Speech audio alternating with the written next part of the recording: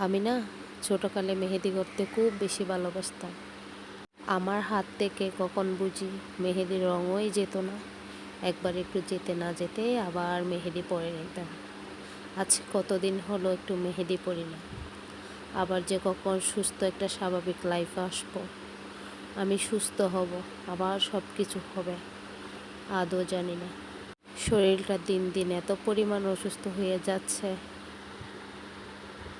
শক্তি দেয় না যে নিজেকে একটু সাজবো, নিজে গুছিয়ে একটু চলাফেরা করব।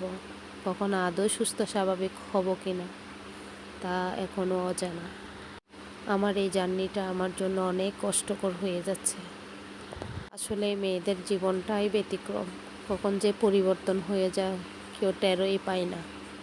বিয়ের পরের জীবন আর বিয়ের আগের জীবন আসলে অনেকেই পার্থক্য আছে। বিয়ের আগে কত স্মুথ একটা হাত ছিল, কত লম্বা নখ ছিল, কত সুন্দর পরিপাটি করে মেহেদি পরতাম। হায় রে মেয়েদের জীবন!